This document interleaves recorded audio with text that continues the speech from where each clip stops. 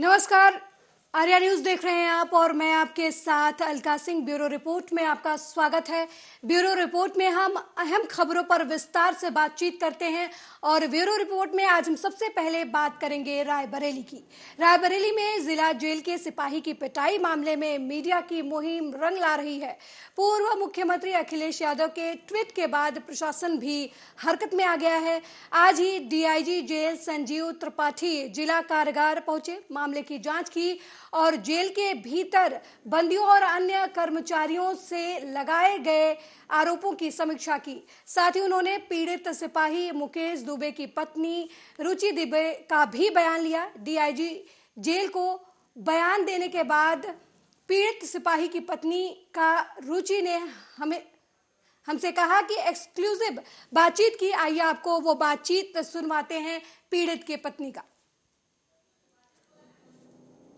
Raebareli jail के एक सिपाही की मारपीट का वीडियो वायरल होते ही मामला तूल पकड़ता हुआ नजर आ रहा है और पूर्व मुख्यमंत्री अखिलेश यादव के ट्वीट के बाद जो है आज डीआईजी जेल जो है वो संजीव त्रिपाठी रायबरेली जिला कारागार में जांच के लिए पहुंचे हुए हैं। हमारे साथ उनकी पत्नी जो है रुचि दुबे है। आइए इनसे जानते कि है आप क्या कारण था मारपीट का जो इतनी बेदर्दी से मारा गया आपके पति को? हमारे पति का कोई इसमें वो नहीं था, ना किसी से दुश्मनी थी। बस हमारे पति अंदर भंडारे में कंटीन भंडारा चलाते हैं, ये ड्यूटी करते हैं। ये लोग कुछ कंटीन चलाते थे जो मारे हैं। इनकी सब्जी नहीं बिक रही थी। जो खाना इसमें नहीं बनना चाहिए कंटीन में वो भी बनाया जाता है। जो नहीं होना चाहिए पाँचों लोग वो भी करते हैं कंटीन में। इसी को लेके हमारे पति को पीटे हैं हमारे पति। कई बार ऐसा होता है कि जेल में सुने माता कई अवैध काला कारोबार भी चल रहा है, जैसे गांजे की सप्लाई है, स्मैक की सप्लाई है। गांजे सप्लाई में विजय सिंह यही सब लोग ज़्यादा ले जाती हैं जो मारे हैं। इन लोगों की यहाँ पे तूती बोलती है। इन लोगों के आगे अधीक्षक और जेलर फेल हैं। वो अपने आप को अधीक्षक और जेलर बनाते हैं।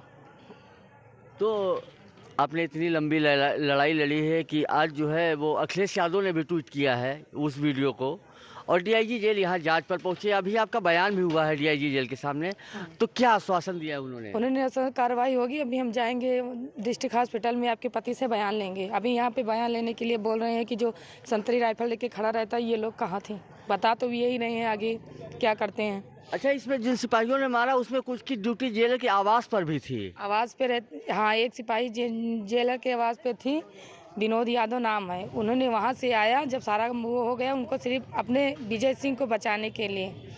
और ये जो ये कैमरा दिख रहा है, तो ये क्या कैमरा खराब था या? उधर का कैमरा खराब है, इसीलिए किनारे जो है ले जाके उनको मारे हैं। और जिन डंडों से मारा गया वो डंडे लेके पहले बैठे थे या जेल के अंदर? पहले नहीं बैठे थे, डंडा जो है बाकेलाल से मंगवाया गया था। तो यानी पाँच के अलावा कोई एक और भी है? हवलदार बाकेलाल। तो उसके खिलाफ कोई मुकदमा या कार्रवाई? सबके खिलाफ होनी चाहिए। हमें न्याय चाहिए, क्योंकि जो अंदर से 1 रुपए नहीं ले जाता है उसके खिलाफ इतनी बड़ी राशि क्यों गई? आज इनके ऊपर कल के हम लोगों को भी तो खतरा बना। धमकी दे के गए हैं विजय सिंह। क्या धमकी दी आपको? उन्होंने कहा अपनी लड़की छोड़ने जाती हो जेलर की आवाज पे, जेलर के सामने। जेलर ने उस समय कोई रिएक्शन नहीं लिया कि मेरे आवाज पे किसी लेडीज से इस तरह क्यों बात कर रहे हो। उन्होंने कहा अगर जाओगे छोड़ने अपने बच्ची को, तुम्हारा वहीं जो तुम्हारी बिटिया कहा, मेरी बिटिया की उम्र मात्र 3 साल है। जो हाल करूंगा कभी सोचे नहीं होंगे। तुम्हारी बहन कोचिंग जाती है, मैं वहीं पे इनका वो हाल करूंगा, कभी सोचे नहीं। तुम्हारे पति के ऊपर मुकदमा बलात्कार का ठोकूंगा 10 दिन बाद। क्या जेल अधीक्षक ने सुलह सफाई का दबाव भी बनाया? सफाई हमारे पति को मारने के जब ये सब घटना हुई हम चीख पुकार करते रहे। रायबरेली जेल के एक सिपाही की मारपीट। परसों शाम को जो है एक मुकेश दुबे सिपाही है, उसको 4-5 सिपाहियों ने मिलकर मारा पीटा था और 5 सिपाहियों को तो सस्पेंड कर दिया गया है। उनके खिलाफ FIR भी दर्ज हो गई है। बाकी और लोगों की क्या संलिप्तता है उसके बारे में मैं जांच करने आया हूँ। सर, ये कारण क्या निकल कर आया अभी तक की जांच? अभी नहीं बता सकता, अभी तो मुझे जांच कर रहा हूँ ना। एक आरोप ये है कि कैंटीन जो है वो उच्च अधिकारियों के अर्दली चला रहे थे, ये फैक्ट आपके सामने आया क्या? नहीं, अभी तो हम बयान ले रहे हैं ना। अभी तो सर रिकॉर्ड देखेंगे, बयान लेंगे तब पता चलेगा कि क्या मसला है। ये सारे 5-6 सिपाही एक ही इलाके के आसपास के हैं और इस वजह से मतलब क्या कहते हैं, उस दिन जो मारपीट हुई, ज़्यादा मारपीट हो गई। तो अभी तो हम लोगों ने 5 आदमियों को सस्पेंड किया है, बाकी देखते हैं। सर, वायरल वीडियो आने से पहले तक उसकी पत्नी का आरोप है कि हम दौड़ते रहे, लेकिन वायरल वीडियो आने के फौरन बाद कार्रवाई। ऐसा है ना कि सस्पेंशन करने के लिए पहले लोगों के बयान होते हैं। बयान होकर लखनऊ जाएगा, लखनऊ में बैठते हैं ना अधिकारी। इस खबर पर ज्यादा जानकारी के लिए हमारे संवाददाता ओम प्रकाश शुक्ला लाइव जुड़ चुके हैं हमारे साथ। ओम प्रकाश, जिस तरीके से रायबरेली में पुलिस वाले के साथ पुलिस वाले ही मारपीट करते हैं, इस खबर को लेकर काफी गहमागहमी होती है। अखिलेश यादव ट्वीट करते हैं, इसके बाद शासन प्रशासन जो है वो उसकी नींद टूटती है और डीआईजी संजीव त्रिपाठी जो है वो रायबरेली आते हैं। क्या कुछ अपडेट है आपके पास?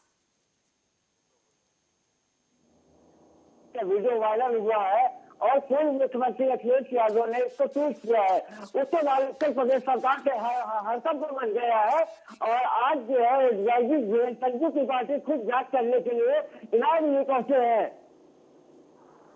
ओम शंकर, जिस तरीके से इतनी देर बाद एक तरीके से एक जेल में एक सिपाही के साथ दूसरा सिपाही जो है वो इस तरीके की वारदात करता है और बाद में हमने ये खबर भी आपको दिखाई थी और ये भी कहा जा रहा था कि प्रशासन जो है इस मामले को दबाना चाहता था, तो क्या लगता है कि प्रशासन, पुलिस प्रशासन की तरफ से अपने ही डिपार्टमेंट के लोगों को न्याय नहीं दिया जा रहा है? जब एक विपक्ष का नेता ट्वीट करता है तब इस मामले में संज्ञान में लेते हैं पुलिस अधिकारी और रायबरेली आते हैं। कहीं ना कहीं एक तरीके से ये पुलिस प्रशासन पर सवालिया निशान खड़ा होता नजर नहीं आ रहा। देखिए, भ्रष्टाचार के खिलाफ लड़ाई लड़ा इस सिपाही को महंगा पड़ा। आपको बताते चले, जैसे वीडियो वायरल हुआ है उससे पहले तक जो है जेल अधीक्षक लगातार दबाव बनाए हुए थे कि सिविल सफाई का, लेकिन वीडियो वायरल हुआ और पूर्व मुख्यमंत्री ने ट्वीट किया और मीडिया सलूट करती है मुकेश दुबे की पत्नी ऋषि दुबे की, जिन्होंने इतनी लंबी लड़ाई लड़ी है कि उसका ये परिणाम है कि सभी 500 सिपाहियों को निलंबित किया जा चुका है और उनके खिलाफ मुकदमा पंजीकृत हुआ है और आज डीआईजी के इलाहाबाद पहुंच चुके हैं।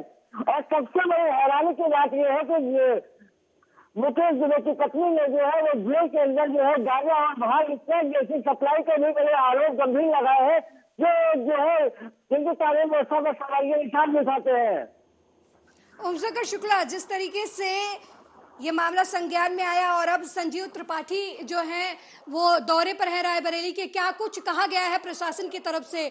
संजीव त्रिपाठी की तरफ से क्या कुछ कहा गया है इस मामले में?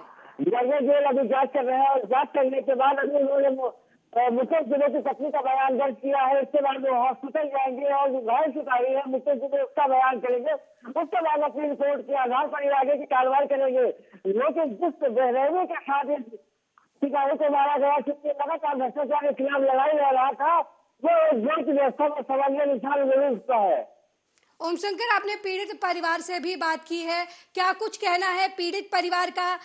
हमने 1-to-1 भी दिखाया, आपने बातचीत की थी, उसमें पीड़ित परिवार की तरफ से ये कहा जा रहा है कि जो आरोपी हैं उनकी तरफ से उन्हें लगातार धमकी भी मिल रही है।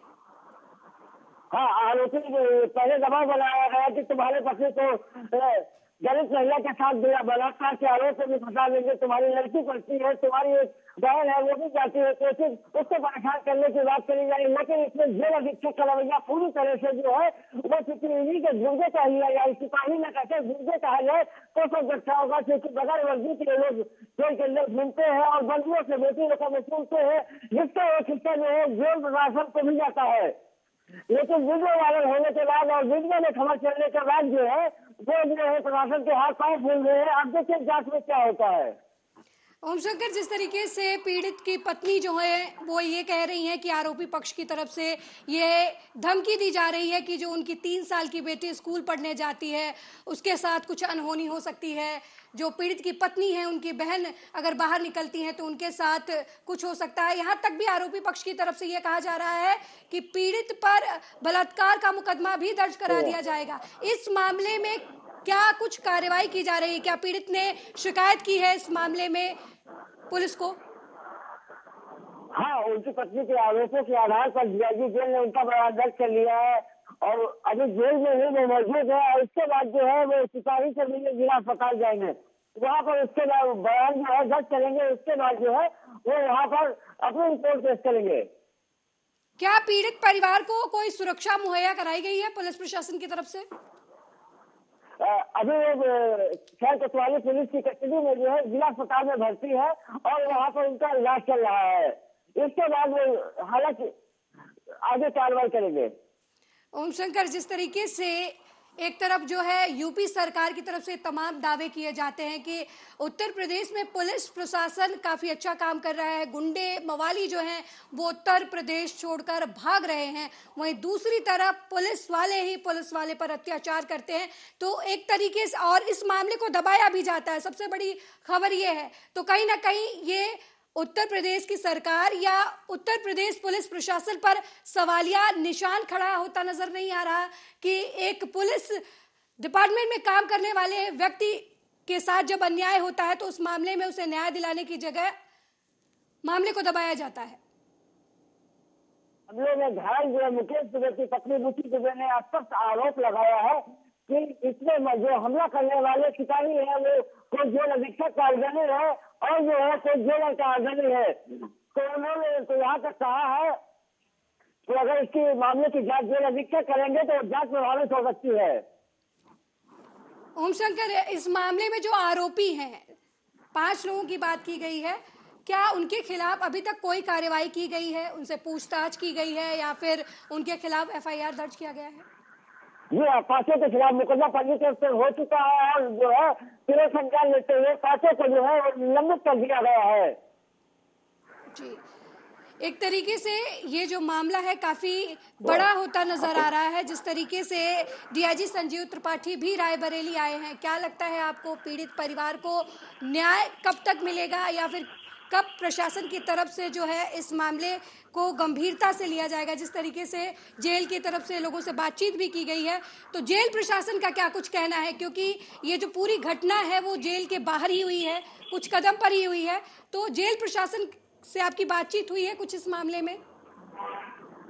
जेल प्रशासन का रखा याद आया है कि 5 आरोपियों सिपाहियों के खिलाफ मुकदमा पंजीकृत करके उनको जो है निलंबन की कार्रवाई करी गई है। हालांकि जो DIG जेल अपने रिपोर्ट में क्या सौंपते हैं ये तो आने वाला वक्त बताएगा, लेकिन वायरल वीडियो में जिस पैगामे से एक लक्ष्य सिपाही को पीटा गया है वो एक चिंता का विषय है और पीड़ित की पत्नी ने जो है सीधे जेल अधीक्षक को बताया है कि इन्हीं के पर जो है वो जेल में अवैध काला कारोबार होता है। ऐसा नहीं लगता कि एक पुलिस वाले के खिलाफ और पुलिस वाले ने ही अत्याचार किया है, इसकी वजह से भी ये जो मामला है दबाने की कोशिश की जा रही है यूपी पुलिस की तरफ से, या यूं कहें कि रायबरेली पुलिस प्रशासन की तरफ से? नहीं, दबाने की कोशिश की जा रही थी, लेकिन अब चूंकि मामला मीडिया से लेकर जो है और विपक्ष के नेता जो है वो अखिलेश यादव के ट्वीट के बाद जो है अब वो चीज तो खत्म हो गई है। अब जरूरत है तो सिर्फ न्याय की और आरोपियों की गिरफ्तारी हो और ध्यान को न्याय मिले। अब लड़ाई इस बात की शुरू हो गई है। बहुत बहुत धन्यवाद इस खबर पर जानकारी देने के लिए ओम शंकर शुक्ला जी, और अपनी नजर बनाए रहिएगा इस खबर पर क्योंकि ये हाई प्रोफाइल मामला है। एक पुलिस वाले की बात चल रही है, एक पुलिस वाले को पुलिस वाले ने पीटा है और ये मामला तूल पकड़ता जा रहा है। इस मामले में जब अखिलेश यादव ने ट्वीट किया तब जाकर DIG संजीव त्रिपाठी जो हैं वो रायबरेली आए। मामले की जांच चल रही है। इस मामले में आरोपियों को निलंबित कर दिया गया है। हालांकि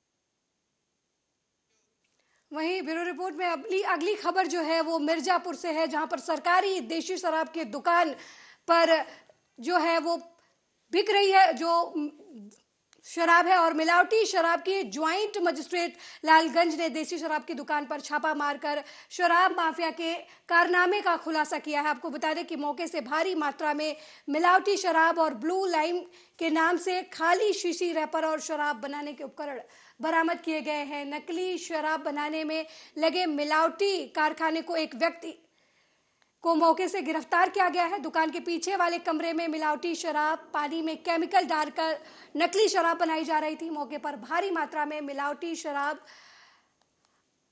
बबलू लाइम के नाम से खाली शीशी रैपर और शराब बनाए जाने का उपकरण मिलने पर उन्हें जब्त किया गया है। यहाँ पर आज गंगर कला में गंगर खुर्द में आज हमने एक औचक निरीक्षण किया है, जिसमें आगे तो वो व्यक्ति दारू बेचता हुआ दिख रहा था, मगर पीछे वाले कमरे में बाल्टी में भर के कलर मिला रहा था और उसमें मिलावट करके वो वापस उसको पैक किया जा रहा था। तो इसमें कई सारे आबकारी की धाराएं लगेंगी, काउंटरफेट बारकोड बना रहा था, जनहानि की धाराएं लगेंगी और उसके अलावा जो भी यहाँ बेचा भी जा रहा था आगे, वो भी मिलावटी शराब थी। आज देश में कई जगह ऐसी मिलावटी शराब से कई मौतें हो रही हैं, तो क्या नहीं लगता कि इससे जनहानि होगी? हाँ, तो इसीलिए जैसे अब न्यू ईयर आ रहा है, तो इन सब के चलते जो शराब विक्रय होता है तो वो ज़्यादा हो जाता है। इसीलिए हम लोग ने औचक निरीक्षण करना चालू किया है, ताकि लोगों की जान पे कोई आँच ना आए। आबकारी टीम को सूचित किए हैं क्या? आबकारी टीम क्या? हाँ, हम यहाँ पहुँच गए थे, उसके बाद आबकारी टीम को बुलाए हैं। अब जो भी हमने इधर देखा है वो वीडियो रिकॉर्ड कर लिया, सबूत ले लिए हैं और आबकारी टीम अब अपने स्तर से जो नियमानुसार कार्रवाई होती है, जो धाराएं लगेंगी, गंभीर से गंभीर, सख्त से सख्त कार्रवाई होगी इससे। ठीक सर। यहाँ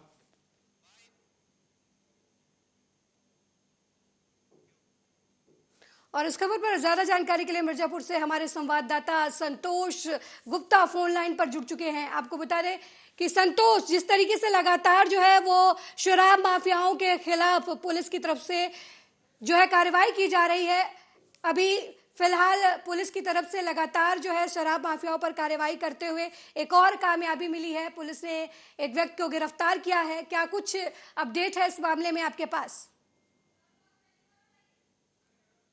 इस समय जो है नया साल आने वाला है और नए साल में शराब की बिक्री बढ़ जाती है और मिर्जापुर मुख्यालय से लगभग 40 किलोमीटर दूर ये लालगंज हलिया का इलाका है। यहाँ पर काफी जो है घनी बस्ती है और जो है आदिवासी से लेकर ग्रामीण अंचल के लोग रहते हैं। दिन भर मजदूरी करने के बाद रात में शराब पीते हैं और देशी शराब की दुकान पर जो है मनमानी पूर्ण रवैया को अपनाते हुए नकली शराब का रैपर लगाकर बेचा जा रहा था। ज्वाइंट मजिस्ट्रेट ने देर शाम को यहाँ पे छापामारी की है और यहाँ पर 72 पेटी जो है नकली शराब बरामद की गई है। आगे देशी शराब की दुकान पर जो है शराब बेची जाती थी और पीछे वाले कमरे में इसकी एक नमूना तैयार करके खाली शीशियों में रंगीन पानी डालकर लेबल लगा के ब्लू लाइन स्टिकर लगाकर ग्राहकों को जो है केमिकल युक्त शराब बेची जा रही थी, जिसको पीकर लोग बीमार हुआ करते थे और इसकी शिकायत लगातार जो है प्रशासन को मिल रही थी। प्रशासन ने नए साल को देखते हुए कई इलाकों में जो है छापेमारी की है और छापेमारी के दौरान यहाँ पर जो है बड़ी कामयाबी मिली है। 72 पेटी नकली शराब ज्वाइंट मजिस्ट्रेट नवनीत शेहरा ने बरामद किया है। मौके पर आबकारी विभाग को बुलाकर निर्देशित किया है कि इनके खिलाफ सख्त से सख्त धाराओं में इनको जो है FIR दर्ज किया जाए और कार्रवाई की जाए। संतोष, जिस तरीके से लगातार अवैध शराब की खबरें जो हैं वो उत्तर प्रदेश के अलग अलग हिस्सों से आती रहती हैं, मिर्जापुर में भी यही समस्या है, हम हर बार देखने को मिलती है। प्रशासन की तरफ से छापेमार कार्रवाई होती है, उसके बाद अवैध शराब के जो खेप पकड़ी जाती है और कुछ लोग गिरफ्तार भी किए जाते हैं, लेकिन ये सिलसिला लगातार जारी रहता है। तो ऐसे में मिर्जापुर प्रशासन की तरफ से इस समस्या से निजात पाने के लिए क्या कुछ अहम कदम जो है उठाए जा रहे हैं? अभी लगातार यहाँ पर प्रशासन ने तो एहतियात बरता हुआ है, छापेमारी भी चल रही है। कई इलाकों में कछवा है, लालगंज, हलिया शहरी क्षेत्रों में कई जगह जो है पुलिस अधीक्षक संतोष मिश्रा ने स्वयं जो है जाकर छापेमारी की है। काफी संख्या में लहन मिले हैं और धाराएं लगाई गई हैं, लोगों को बंद भी किया गया है, लेकिन कहीं न कहीं आबकारी विभाग की मिली भगत के चलते ये कार्रवाई की जा रही है और यहाँ पर प्रशासन लगातार छापेमारी कर रही है, लेकिन आबकारी विभाग का कार्य जो है कहीं न कहीं संदिग्ध नजर आता है, जिसके चलते शराब माफिया अभी भी नकली शराब बेचने से बाज नहीं आ रहे। संतोष, क्या वजह है कि इतनी सारी कार्रवाई के बाद, पुलिस प्रशासन की मुस्तैदी के बाद भी जो शराब माफिया हैं वो लगातार दिन रात अपना काम कर रहे हैं? क्या कहीं ना कहीं सिस्टम में जो लूप है वो अभी भी बरकरार है? जी अलका, बिल्कुल कहना सही है। अगर प्रशासन चाहे तो कहीं कहीं किसी कोने में शराब नहीं बिक सकता, लेकिन अगर ये जगह जगह नकली शराब की बिक्री तेजी से हो रही है तो इसकी कहीं न कहीं शाख जो है ऊपर जो है मंत्री नेताओं से जो है कहीं न कहीं संदिग्ध नजर आती है। उन्हीं के शरण में ये बड़े काम किए जाते हैं और सरकार जो है जिसको पकड़ा जाता है उसको धाराएं लगती हैं, वो बंद होता है, जेल के पीछे होता है, और जो नहीं पकड़ा जाता है वो दिन दुना रात चौगनी जो है शराब बेचकर मालामाल हो जाता है।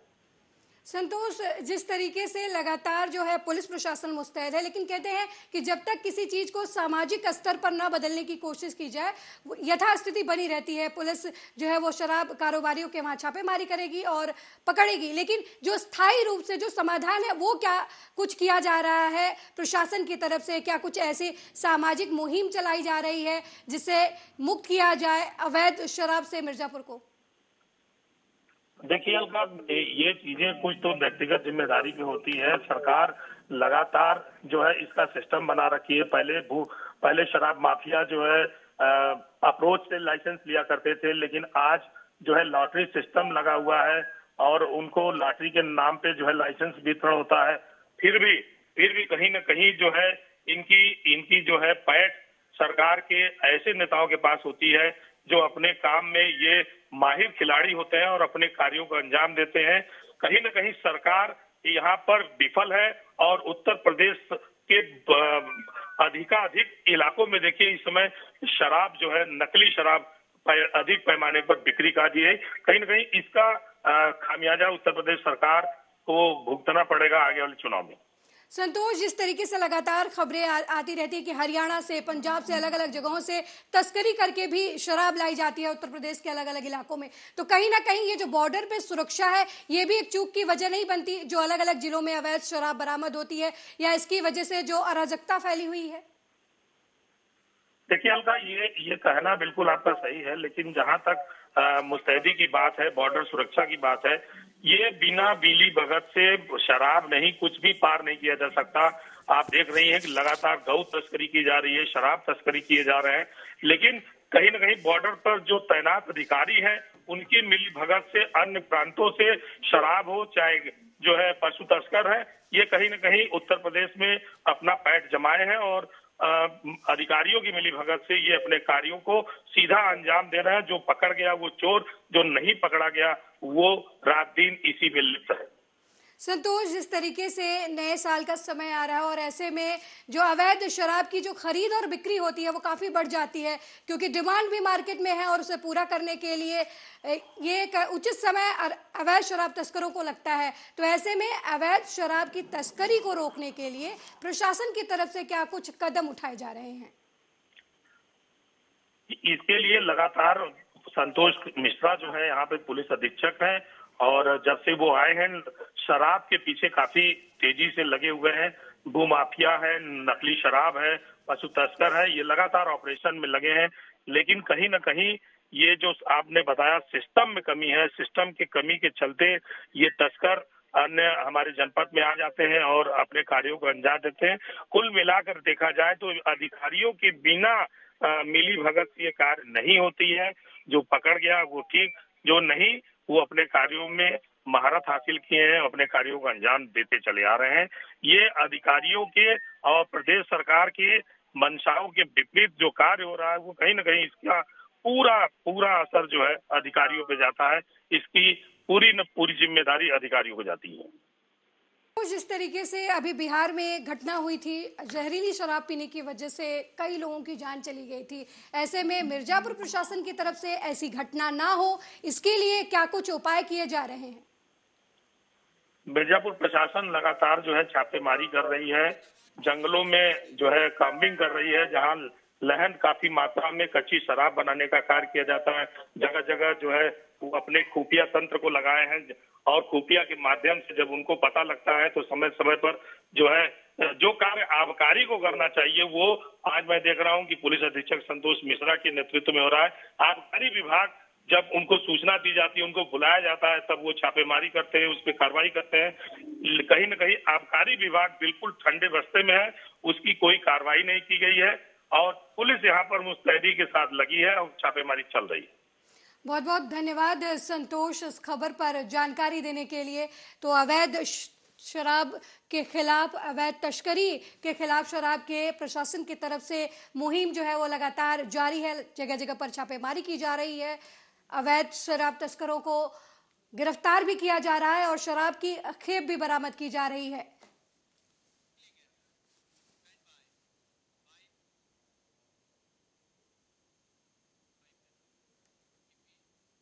अगली खबर की तरफ बढ़ते हैं। भारतीय राष्ट्रीय कांग्रेस के 138वें स्थापना दिवस के अवसर पर एआईसीसी मुख्यालय पहुंचकर झंडा फहराया गया। कांग्रेस के राष्ट्रीय अध्यक्ष मल्लिकार्जुन खड़गे ने कार्यक्रम को संबोधित किया। आपको बता दें कि आज ही के दिन 1885 में कांग्रेस की स्थापना की गई थी। कार्यक्रम के दौरान कांग्रेस की पूर्व अध्यक्ष सोनिया गांधी, कांग्रेस सांसद राहुल गांधी और कांग्रेस के कई वरिष्ठ नेता मौजूद रहे। इस मौके पर पार्टी के अध्यक्ष खड़गे ने कहा कि हमें कांग्रेस पार्टी को समावेशी बनाने के लिए युवाओं और महिलाओं, वंचित तबकों और बुद्धिजीवियों को हमारे साथ जोड़ना होगा। राहुल गांधी की भारत जोड़ो यात्रा से देश भर में करोड़ों कार्यकर्ताओं को संजीवनी मिली है और इसी संजीवनी को लेकर हमको आगे बढ़ना है। श्रीमती सोनिया गांधी जी, श्री राहुल गांधी जी, श्री वेणुगोपाल जी, श्री पवन बंसाल जी, स्टीयरिंग कमेटी के हमारे सदस्यगण, वरिष्ठ नेता, सांसद, सेवा दल के हमारे साथी, कांग्रेस के समस्त कार्यकर्ता और मेरे मीडिया के बंधु, कांग्रेस पार्टी के 128वें स्थापना दिवस की मैं आपको बहुत बहुत बधाई देता हूं। आज ही के दिन 28 दिसंबर 1885 को मुंबई में कांग्रेस पार्टी की नींव रखी गई थी। कांग्रेस पार्टी को बने हुए आज 137 साल पूरे हुए। आजादी के बाद कांग्रेस पार्टी का सफर आधुनिक भारत की कहानी कहता है और ये इतिहास है। इन वर्षों में भारत के हर सफल माइलस्टोन पर आपको कांग्रेस की भारत लिखी रहेगी। ये मौका एक और वजह से महत्वपूर्ण है क्योंकि इस वर्ष कांग्रेस सेवा दल अपने 100वें वर्षों में प्रवेश कर रहा है। सेवा दल के साथियों को मैं बहुत बहुत बधाई देता हूं।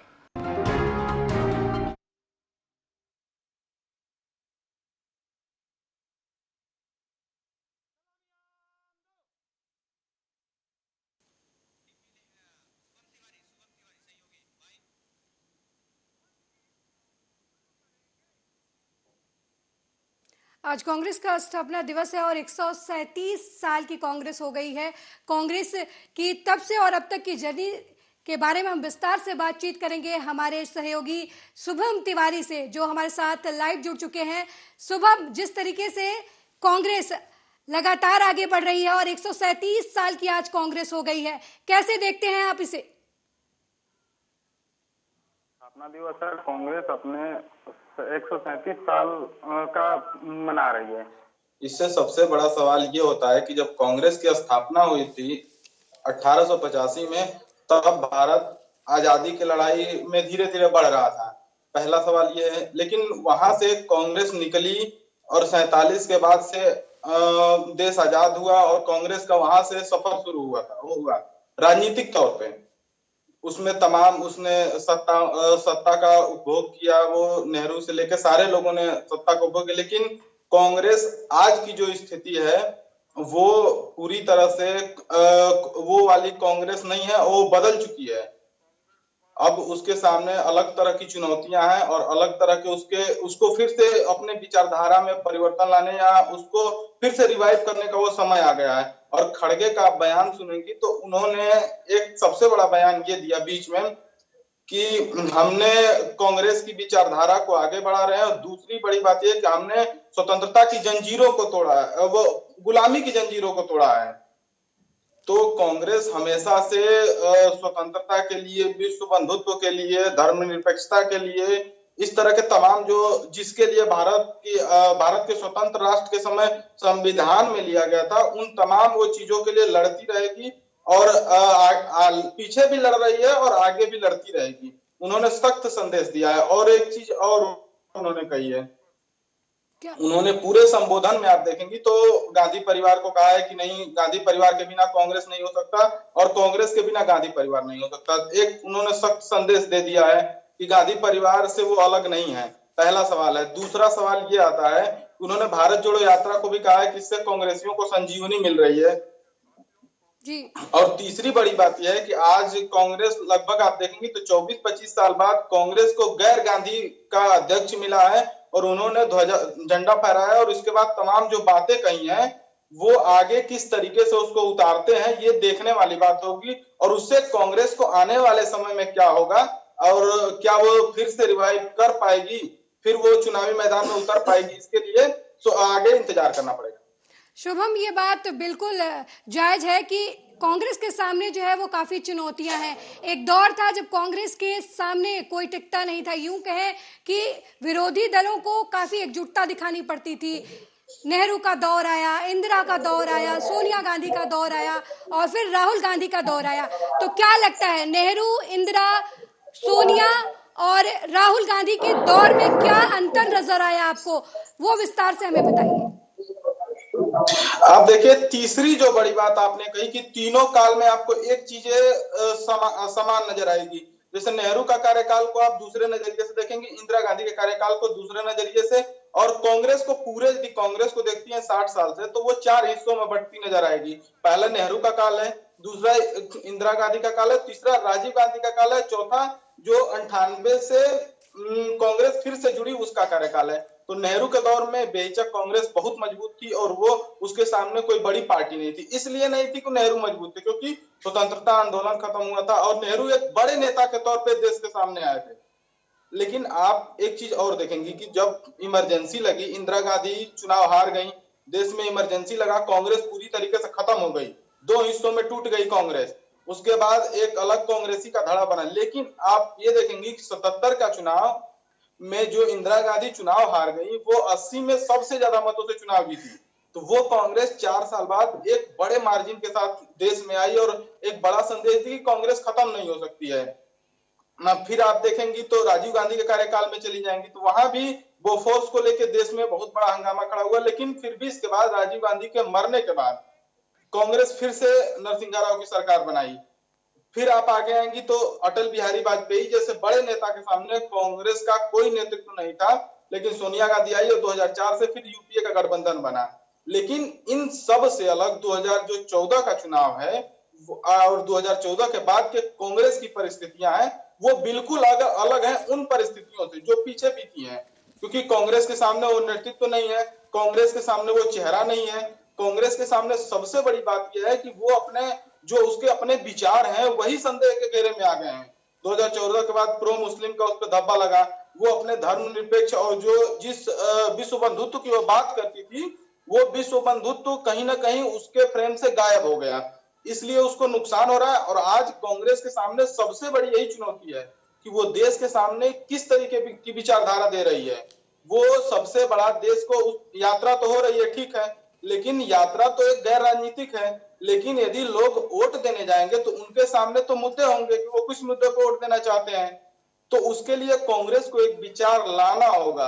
वो कांग्रेस जब तक विचार नहीं लाती है तो उन परिस्थितियों में कांग्रेस के पास विचार भले ऊपर नीचे हो लेकिन एक मजबूत चेहरा था जिसके आश्रय वो सत्ता में आ गई। लेकिन आज न उसके पास नेतृत्व है, न संगठन है और न ही उसके पास उस तरीके की विचारधारा बची है जिसके आधार पर वो जनता के सामने जाए और कहे कि हमारी ये विचारधारा है, इसके साथ आप जुड़ जाइए।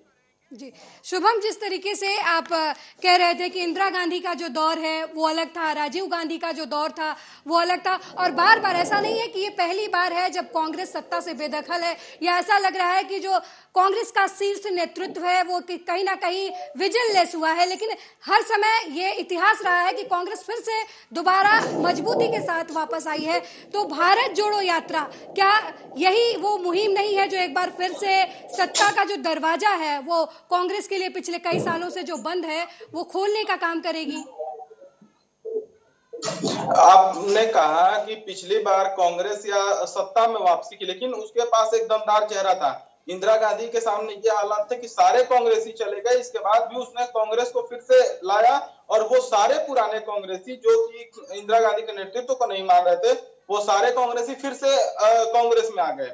दूसरी बड़ी बात आपको बता रहे हैं, जो 91 में हुआ, जो शरद पवार निकल के गए, लेकिन कांग्रेस टूटी नहीं, फिर से वो सत्ता में आ गई। लेकिन आज स्थिति ये है कि पूरी भारत जोड़ो यात्रा अच्छे से चल रही है, उसमें कोई संदेह। लेकिन सबसे बड़ा सवाल यह है कि राजनीतिक विकल्प क्या है।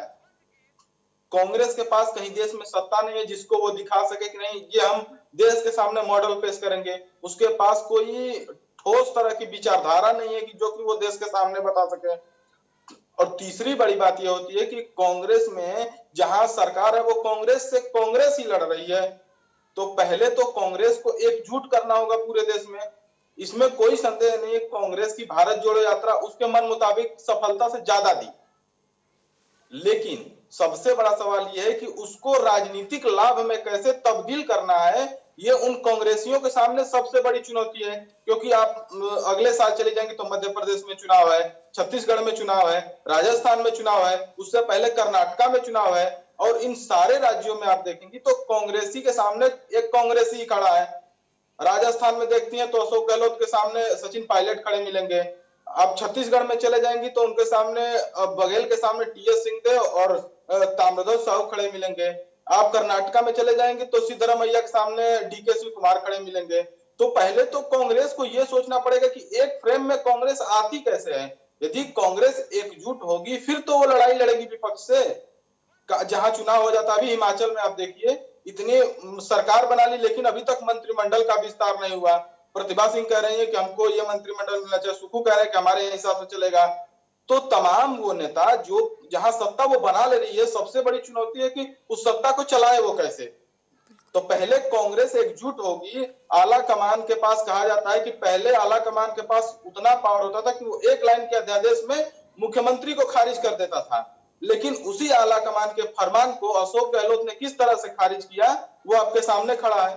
तो पहले कांग्रेस आला कमान मजबूत होगा, एकजुट होगा, फिर तो वो आगे सत्ता में आने के बारे में सोचेगा। शुभम, जिस तरीके से लगातार बात की जा रही है, आप कह रहे हैं कि कांग्रेस जो है वो एक फ्रेम में खुद को सेट नहीं कर पा रही है, लेकिन इस बात से भी हम इनकार नहीं कर सकते कि राहुल गांधी का जो कद है वो लगातार बढ़ रहा है। यही वजह है कि बीजेपी अन्य नेताओं को छोड़कर, दूसरी पार्टी के नेताओं को छोड़कर राहुल गांधी पर ज्यादा हमलावर है, राहुल गांधी को ज्यादा नासमझ दिखाने की कोशिश कर रही है बीजेपी।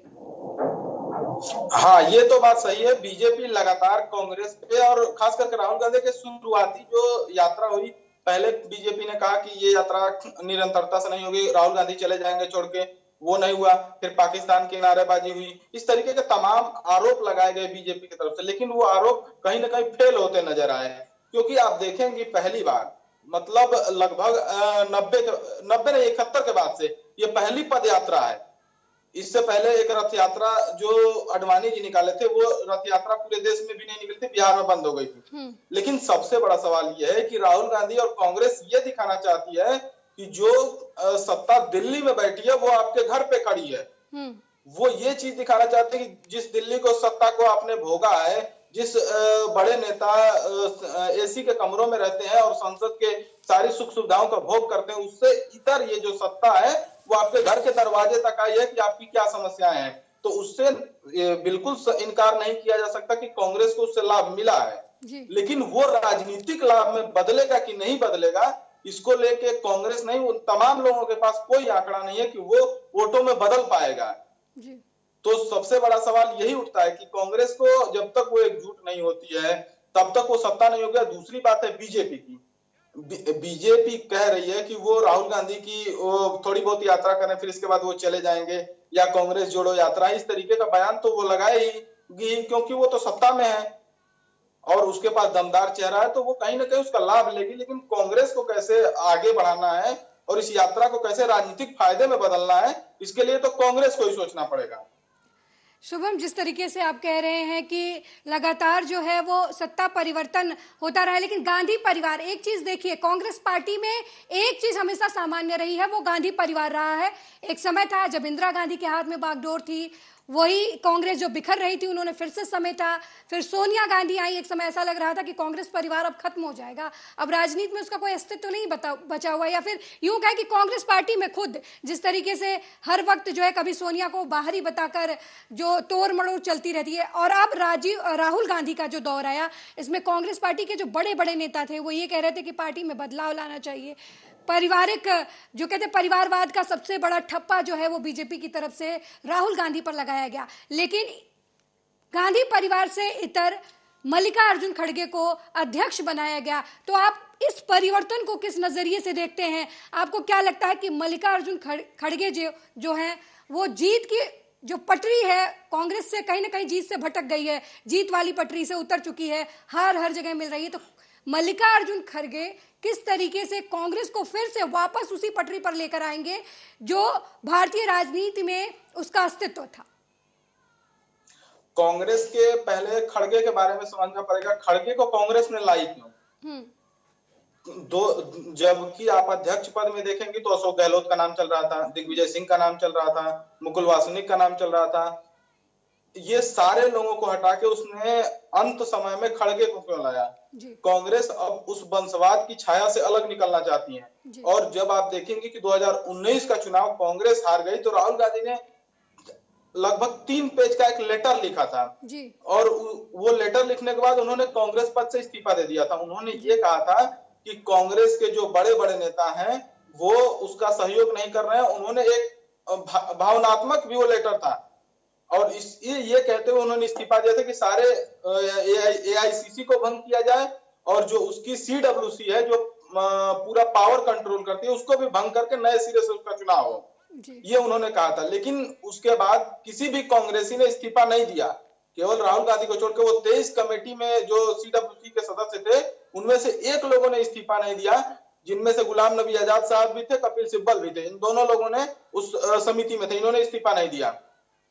दूसरा बड़ा सवाल अब आप कह रहे हैं कि क्यों लाएगा, वो संदेश ये देना चाहती है कि एक तो दलित चेहरा है खड़गे, दूसरी बात है कि कर्नाटका का चुनाव है, और तीसरी बड़ी बात यह है कि वो गांधी परिवार के करीबी माने जाते हैं। और आप थोड़ा सा पीछे जाएंगे तो खड़गे निचले लेवल के नेता हैं, वो पहले ट्रेड यूनियन में राजनीति किए, फिर वकील संघ में गए, फिर आप देखेंगे तो 1972 में पहली बार चुनाव जीत के आए, और लगातार वो चुनाव जीतते रहे। केवल 19 में वो चुनाव हारे, इससे पहले उनको सबसे ज्यादा चुनाव जीतने का मतलब उनके पास रिकॉर्ड है।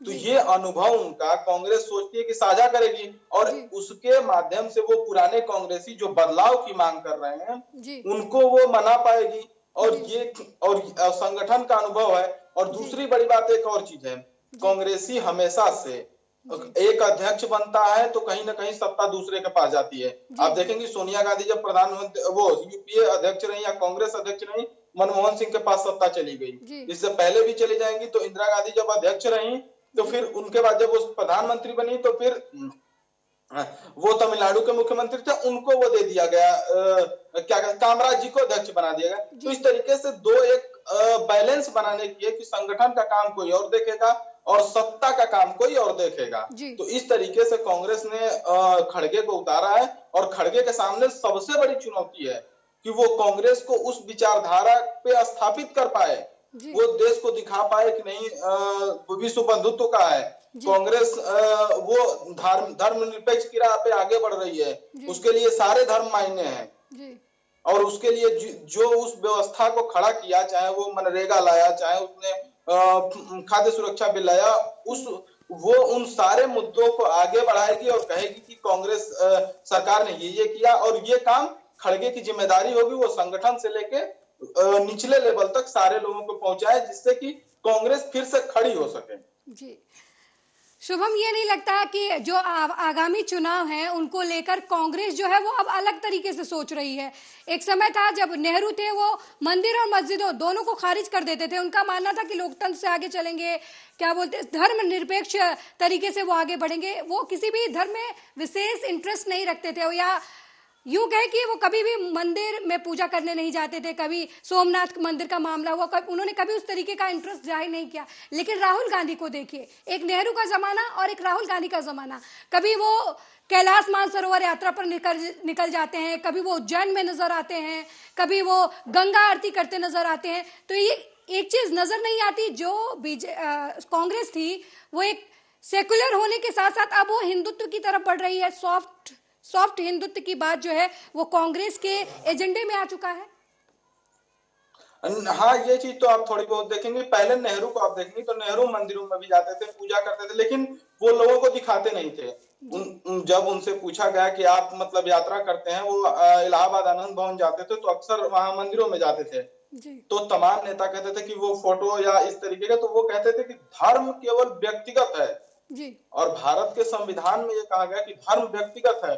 वो आप कौन सा धर्म अपनाएंगे, किस धर्म को पालन करेंगे, वो आपके ऊपर है। और भारत का मतलब आप सेकुलरिज्म को जब अच्छे से पढ़ेंगे, संविधान में ये कहा गया है कि धर्मनिरपेक्ष का मतलब क्या होता है कि राष्ट्र का कोई धर्म नहीं होगा, वो सारे धर्मों को स्वीकार करेगा अपने अंदर। तो वो नेहरू वो उस विचारधारा को लेके चल रहे थे, लेकिन वो विचारधारा अब नहीं बची है।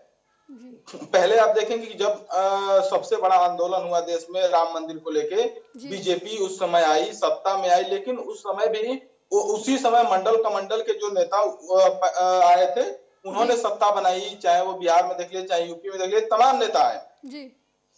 लेकिन सबसे बड़ी बात ये है कि कांग्रेस उस समय तक विचारधारा में नहीं आई। लेकिन जो 14 में क्या हुआ, 14 से पहले बीजेपी ने कांग्रेस को प्रो मुस्लिम साबित कर दिया और सारे हिंदुत्व एक खेमे में आ गए। तो कांग्रेस को लगा ये कि वो सबसे बड़ी उसकी गलती वही हो गई कि वो अपने पुरानी लाइन को छोड़कर कांग्रेस सॉफ्ट हिंदुत्व की तरफ चली गई।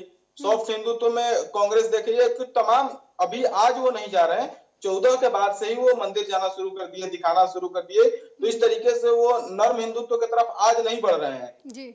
वो 2014 से बढ़ रहे हैं, लेकिन आज वो थोड़ा बड़े स्तर पे आगे बढ़ रहे हैं, हर मंदिरों में जा रहे हैं, विश्व बंधुत्व की बात कर रहे हैं। तो एक तरह से धर्म को वो नर्म हिंदुत्व की तरफ ले जा रहे हैं। लेकिन शायद हो सकता है राजनीति में उनको फायदा हो, लेकिन अभी तक तो इस मामले को उनको कहीं फायदा होता दिख नहीं रहा है। और कांग्रेस किसी भी राज्य में जहां मंदिर मस्जिद इस तरह का हो, तो बीजेपी का इतना हिंदुत्व के पिच पे वो इतनी मजबूत है कि कांग्रेस नहीं, शिवसेना जैसी पार्टियां उसके सामने धाराशायी हो जाती हैं। तो कांग्रेस उसको किस तरीके से उसके हिंदुत्व में फिट बैठती है, ये कांग्रेस को डिसाइड करना है कि नरम हिंदुत्व की तरफ जाती है या अपने पुराने धर्म निरपेक्षता और विश्व बंधुत्व की तरफ जाती है। शुभम, एक सवाल और जो है वो श्रीमती इंदिरा गांधी जो है वो कांग्रेस को नया विजन देने वाली नेता के तौर पर कांग्रेस पार्टी में जानी जाती हैं एक तरीके से। और अभी हाल ही में राहुल गांधी ने एक इंटरव्यू दिया और उन्होंने कहा कि उनकी दादी को लोग गुड़िया कहा करते थे, लेकिन वो एक बड़ी और मजबूत बहादुर नेता निकली। इस तरीके से राहुल गांधी को पप्पू कहा जाता है। उन्होंने कहा कि पप्पू कहने से उनके ऊपर कोई फर्क नहीं पड़ता, वो काफी मजबूत है अपनी दादी की तरीके से। तो आपको क्या लगता है कि इंदिरा गांधी की छवि राहुल में कितनी नजर आती है? नहीं, राहुल गांधी और इंदिरा गांधी की छवि बहुत अलग है। इंदिरा गांधी के अंदर जो जज्बा था और इंदिरा गांधी के अंदर जो समझ थी, वो शायद राहुल गांधी के अंदर नहीं है। इस बात से कोई इनकार नहीं है कि राहुल गांधी इंदिरा गांधी में बहुत अंतर है। इंदिरा गांधी वो शख्स है, जब कांग्रेस पूरी तरीके से टूटने लगी, सारे मोरारजी देसाई के ग्रुप के सारे लोग चले गए कांग्रेस से बाहर, इसके बाद भी उन्होंने अकेले चुनाव लड़ा और एक बड़े मार्जिन से वो चुनाव जीती। तो उनके अंदर दृढ़ निश्चय था और जब वो यहाँ रायबरेली से चुनाव हार गई, फिर उसके बाद उन्होंने दक्षिण की तरफ किया और वो तमाम उन दक्षिण के छत्रपों को एक फ्रेम में, एक छाते के नीचे लाई कि जो कि अभी तक देखेंगे 14 तक कांग्रेस जो सरकार बनाती थी उसमें दक्षिण के नेताओं की बड़ी भूमिका थी। जो राजशेखर रेड्डी को देख लीजिए, जिनके बेटे जगन मोहन रेड्डी आंध्र प्रदेश में है, और तमाम तमिलनाडु में चले आइए या तेलंगाना जो बटा है इसमें चले आइए, तमाम जगह है जिसको कांग्रेस ने मजबूत किया और दक्षिण को मजबूत करने में इंदिरा गांधी की बड़ी भूमिका है। तो इसलिए कांग्रेस को मजबूत करना और राहुल गांधी और इंदिरा गांधी को एक समानांतर स्थिति में खड़ा करना, ये मतलब सही नहीं लग रहा है। इंदिरा गांधी के अंदर जो काम करने की क्षमता थी, उनके अंदर जो निर्णय लेने की क्षमता थी, शायद वो राहुल गांधी के अंदर नहीं है। वो भले उसका लाभ लेना चाहते हैं कि हम गांधी परिवार के हैं या इंदिरा गांधी हमारी करीबी है और हमारी विचारधारा उनसे मिलती है, तो वो उसका लाभ ले सकते हैं। लेकिन कांग्रेस को या राहुल गांधी को अभी आत्ममंथन करने की जरूरत है और वो इंदिरा गांधी बन सकते हैं तो पहले इंदिरा गांधी को विचारों को तो धरातल पे लाएं। जी। जो इंदिरा गांधी सोचती थी जिस तरह का भारत, वो उस तरह की भारत की बात तो करे, फिर तो इंदिरा गांधी से उनकी तुलना की जाएगी। जी शुभम, आप राहुल गांधी को भारत जोड़ो यात्रा से जोड़कर कहां देखते हैं? क्या लगता है आपको आगामी विधानसभा चुनाव जो आने वाले हैं उसमें कांग्रेस की स्थिति मजबूत करने में भारत जोड़ो यात्रा की क्या भूमिका रहेगी? जो जैसे अभी कांग्रेस की जो 10 राज्यों से यात्रा आई है, कांग्रेस के आने वाले चुनाव में केवल एक राज्यों में सत्ता है जो राजस्थान है, मध्य प्रदेश भी चुनाव है, कर्नाटका में भी चुनाव है, तो इन जगहों पे कांग्रेस को कुछ फायदा होगा, लेकिन कांग्रेस एकजुट रहती है तो। और दूसरी बड़ी बात यह है कि राहुल गांधी कांग्रेस जोड़ो जो यात्रा है उसको संगठन में कितना विस्तार कर पाती है। जी। जैसे आप मान लीजिए कि सत्ता में आ जाती है कर्नाटका में, तो वो सिद्धारमैया उनके बीच में कैसा कोऑर्डिनेशन बना पाती है कि सरकार गिरे ना। गोवा में आप देख लीजिए, सरकार बनाते हुए कांग्रेस बाहर हो गई। तो इस तरीके से भारत जोड़ो यात्रा का असर होगा, लेकिन राजनीतिक असर क्या होगा इसके बारे में अभी कुछ कहा नहीं जा सकता। कांग्रेस खुद कह रही है कि वो इसके आत्ममंथन के लिए फरवरी के दूसरे सप्ताह में रायपुर में अधिवेशन कर रही है जी। जिसमें वो चर्चा करेगी कि इसके राजनीतिक फायदे किस तरीके से हो सकते हैं, यात्रा का राजनीतिकरण हुआ नहीं हुआ, इसका आने वाले चुनाव में क्या होगा। तो इसके लिए तो थोड़ा इंतजार करना पड़ेगा, अभी कुछ कहा नहीं जा सकता। लेकिन एक मतलब सांकेतिक तौर पे कांग्रेस को जीवन मिला है और पुराने कांग्रेसी उठ के खड़े हो गए हैं। इसमें कोई संदेह नहीं है कि कांग्रेसियों के अंदर ये जगी है कि वो कहीं ना कहीं बीजेपी को हरा सकते हैं, सत्ता में फिर से आ सकते हैं। ये जुनून भारत जोड़ो यात्रा ने बेहिचक मतलब ला दिया है कांग्रेसियों में। जी बिल्कुल, भारत जोड़ो यात्रा कहीं ना कहीं संजीवनी का काम कर रही है। शुभम, बहुत बहुत धन्यवाद आपका हमसे बातचीत करने के लिए इस मुद्दे पर, और इसी तरीके की तमाम खबरों को हम ब्यूरो रिपोर्ट में आपको दिखाते हैं, विस्तार से चर्चा करते हैं। लेकिन फिलहाल ब्यूरो रिपोर्ट में मेरे साथ इतना है, फिर किसी और खबरों के साथ हम आपसे रूबरू होंगे। तब तक के लिए दीजिए इजाजत, नमस्कार।